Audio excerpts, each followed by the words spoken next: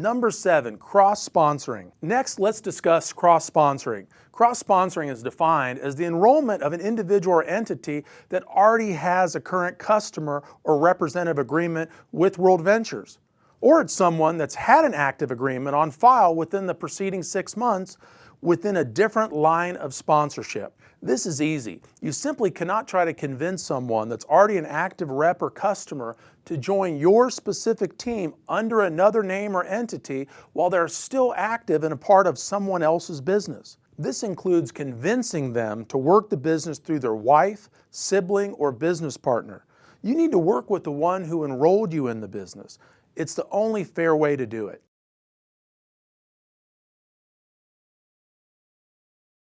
Number 8, promoting the representative business system as employment.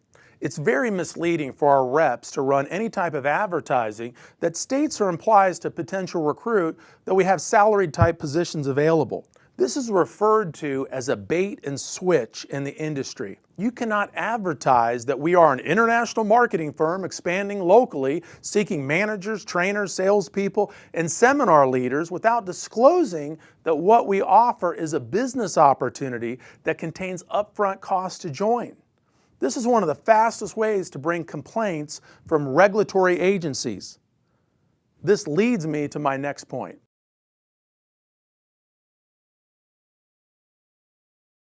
Number 9, blind ads only. Again, first and foremost, all advertisements must be approved by compliance prior to using them. But secondly, all ads that you want to submit must be what's called blind ads. Now, for those that don't know, a blind ad is an ad that someone runs in their local newspaper or on the internet whereby you're not using any of the company registered names like World Ventures, Dream Trips, Rovia, etc. For example, if you run an ad that says, "Travel with me for free, call now," it must be approved. Now, that particular ad would never be approved, but you get my point. Again, we are legally liable for any mass marketing that's populated by the sales force. We don't want one bad apple to spoil the whole bunch.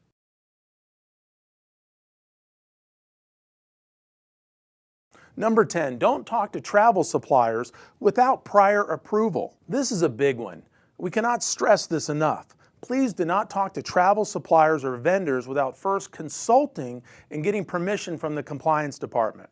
For example, you may want to contact a particular hotel and convince them to make one of our products available to all their guests. In order to do so, you must get prior written approval from compliance. The reason for this is someone in our travel department may be in the middle of a strategic negotiation with the same property to have a dream trip at that resort, and all of a sudden a rep is calling for a totally unrelated reason. See, it doesn't look professional if the right hand doesn't know what the left hand is doing. So please refrain from that type of activity unless you receive approval.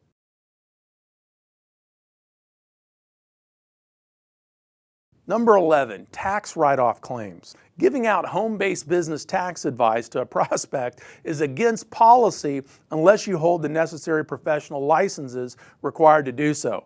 See, we don't want any of our reps telling prospects, "Join our opportunity and you'll be able to write off every vacation, every meal, and your gym membership from this point forward." I mean, please use common sense. The only thing you may say regarding tax advantages is there may be some tax advantages to gain by having your own home-based business. Please consult your tax professional to get that information.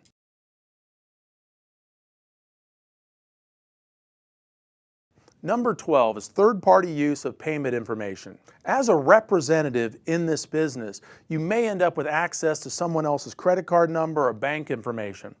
Now, this goes without saying, but you can never use or store that information for any circumstances. Rather, you must immediately return all confidential records to the proper owner or shred any information that's not for public use.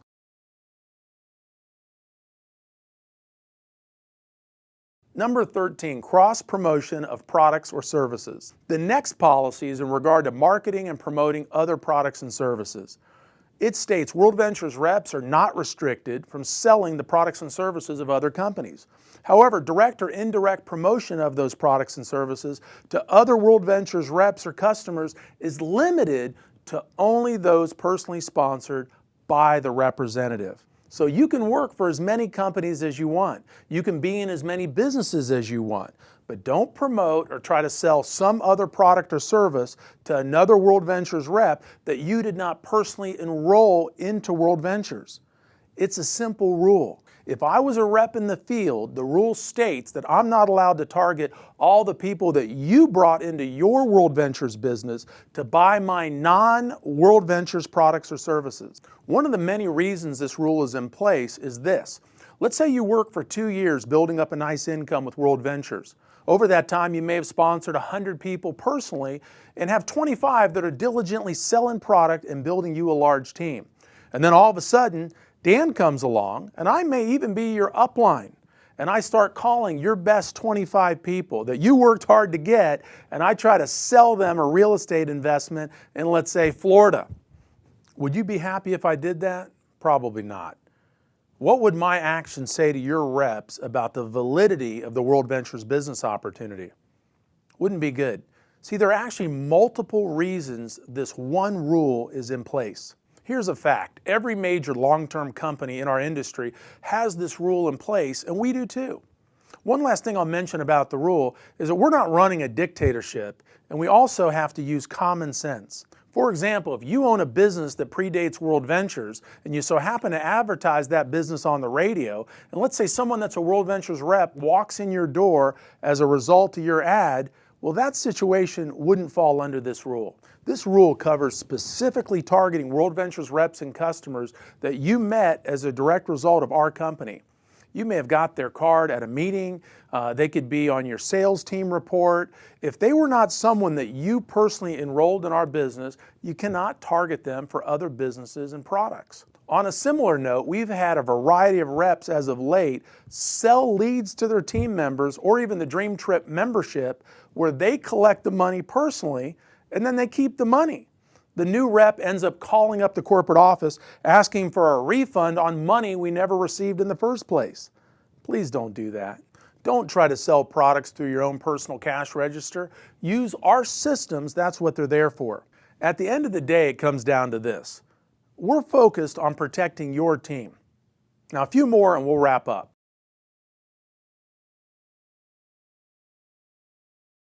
Number 14, non-solicitation. As I mentioned earlier, World Ventures reps are free to participate in other companies, including multi-level or network marketing business ventures.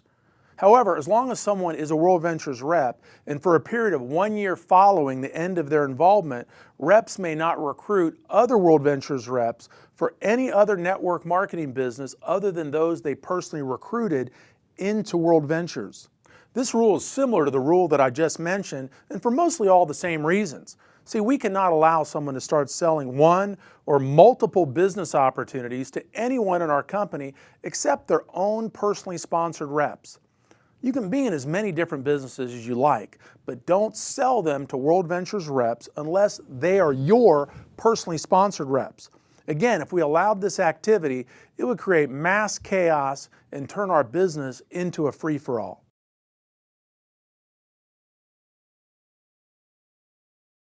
Number 15 is Dream Trips etiquette. Last but certainly not least, let's talk about Dream Trips etiquette. A lot of this is common sense, but it's also important to go through it. When you're traveling on a dream trip, you're not only representing yourself, but the entire company, World Ventures, Rovia, and the Dream Trips brand. We want you to have the dream trip of a lifetime, but we also respectfully request that you use discretion while on the hotel or cruise line premises.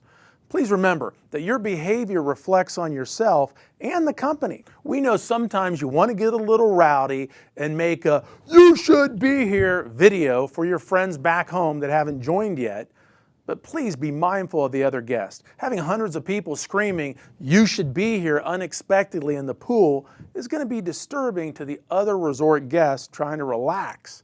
I mean, this will undoubtedly give our company a negative image. If you want to make those videos, go rent four-wheelers, go out in the woods, scream all you want. Just don't do it at the hotel around other guests. Additionally, be mindful of your alcohol consumption. Don't use obscene or offensive language. Maintain an appropriate noise level. Try to be respectful of someone else's children. and definitely dress appropriately for every occasion. The bottom line is, be a good sport when you're participating in group games or activities. Ultimately, just respect your fellow guests that are on property. See, we all have to make sure we conduct ourselves in such a manner that we're invited to return time and time again. And lastly, but most importantly, don't disclose what you paid for your dream trip to other non-dream trip guests. And do not, under any circumstances, attempt to recruit the property employees or fellow guests. Also, under no occasion are you allowed to recruit a Dream Trip member that may be on the trip as a direct result of our B2B program.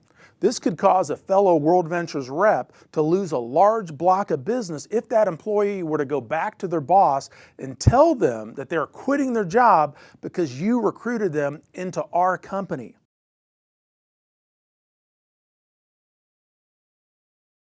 In closing, folks, we have the goose that lays golden eggs. We're helping thousands of people all over the world achieve their dreams and make a living living. And we want to continue to do this for decades to come. We just have to be good stewards of this opportunity and defend it from those that want to get greedy or maybe take shortcuts. I've reviewed some of the most important policies and procedures that everyone needs to know and understand, but I highly encourage you to learn them all. It only takes one mistake to cause a public relations or news media challenge that could tarnish our reputation with a consumer protection agency, or at a minimum tarnish our credibility with potential future World Ventures representatives and customers. But with your help, World Ventures will be a lifelong experience for all of us.